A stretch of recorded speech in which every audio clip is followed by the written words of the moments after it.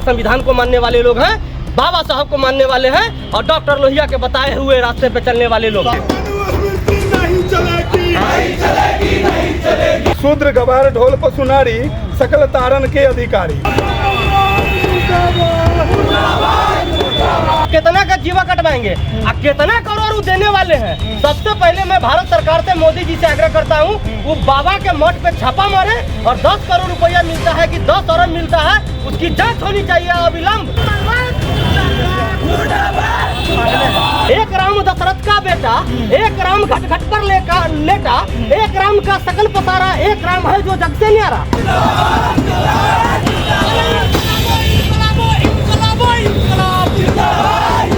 वरनाथ हम तेली कुम्हारा, अश्वपथ की रात गोलकर बारा, ये सब तो जातियों का नाम है। ये जाति का नाम ले लेकर के गाली दिया तुलसीदास दुबे। सुन लीजिए इसमें क्या लिखा हुआ है, किसी भी आयु का ब्राह्मण पिता तुल्य होता है। 100 वर्ष का वृद्ध कोई भी किसी भी जाति का आदमी है, लेकिन उसका 10 वर्ष का अगर बालक है तो उसको पिता के बराबर मानना है। तो ये कहाँ का न्याय है भाई?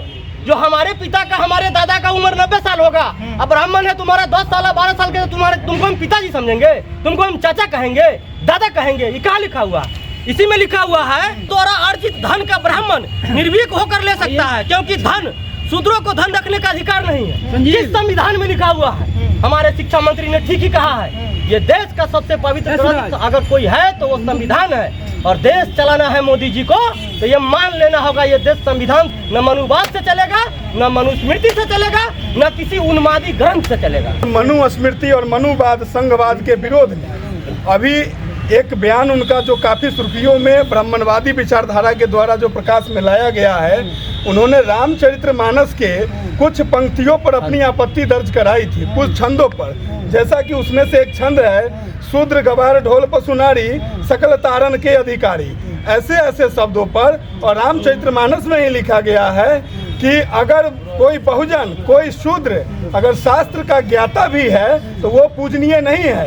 एक मूर्ख ब्राह्मण भी पूजनीय है जो शास्त्र का ज्ञाता नहीं है। इन्हीं सब विचारधारा के खिलाफ आज बहुजन के सभी नेता सभी यहाँ पे जुटे हैं। हम लोग ब्राह्मणवाद का विरोध कर रहे हैं, संघवाद का विरोध कर रहे हैं, और आज हम लोग मनुस्मृति को भी जलाने का काम करेंगे, और हमारा ये लड़ाई हमेशा जारी रहेगा। मनुस्मृति क्यों जलाएंगे? मनुस्मृति से सामाजिक भेदभाव को उत्पन्न किया है। अभी आप देखे होइएगा, इस भारत के सबसे शिक्षक जो दृष्टि के संस्थापक है विकास विकृति, उन्होंने भी मानस की चर्चा किया था, और उसमें राम और सीता के प्रसंग के बारे था कि राम सीता से लंका से लौटने के बाद वो कहते हैं कि हे सीते, मैंने आप ये समझते हैं कि हम आपके लिए लंका से युद्ध किए हैं, तो ये आपकी गलतफहमी है। अब आप हमारे लिए ठीक उसी तरह से हैं जिस तरह से कुत्ता गया घी। इस पर भी ब्राह्मणवादी शक्तियों ने उनका विरोध किया था, # दृष्टि बाइकॉट चलाने का काम किया था। तो ये कौन विचारधारा है? उसी विचारधारा हम लोग का ये लड़ाई है, अनवरत हमारा ये लड़ाई जारी रहेगा। डॉक्टर चंद्रशेखर के खिलाफ एक जगत गुरु परमहंस है, उन्होंने बयान दिया है कि जो चंद्रशेखर का जीभ काट कर लाएगा उसको 10 करोड़ का इनाम दिया जाए। अरे सबसे पहले बाबा पे छापा न मारिए। ये कितना धन उद्देश्य में सन्यासी के भेष में इकट्ठा किए हुए हैं, और जब एक व्यक्ति का जीवा काटने का 10 करोड़ इनाम देते हैं, तो ऐसा बहुत सारे स्टेटमेंट बहुजन एकता के द्वारा अब निकलने वाला है, सामने आने वाला है। कितना का जीवा कटवाएंगे और कितना करोड़ देने वाले हैं। सबसे पहले मैं भारत सरकार से, मोदी जी से आग्रह करता हूँ, वो बाबा के मठ पे छापा मारे और 10 करोड़ रुपया मिलता है कि 10 अरब मिलता है, उसकी जांच होनी चाहिए अविलंब।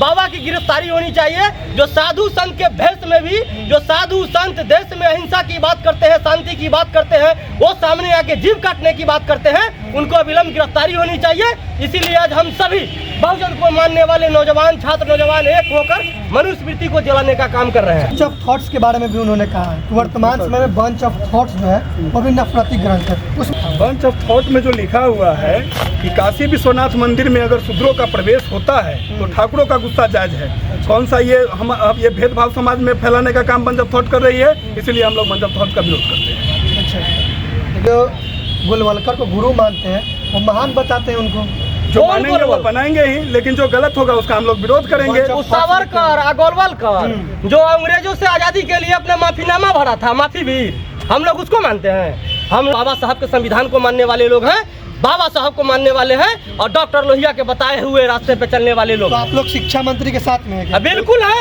स्पष्ट रूप से है, स्पष्ट रूप से हम लोग हैं।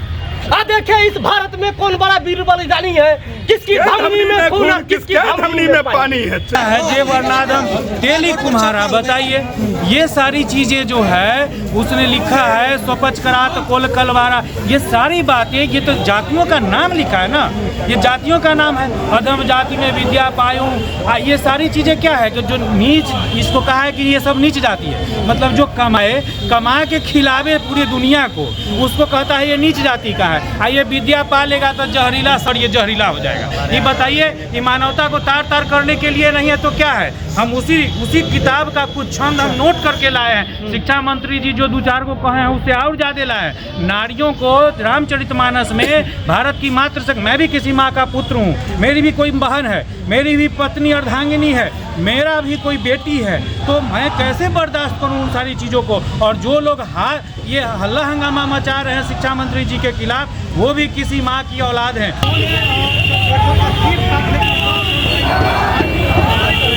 है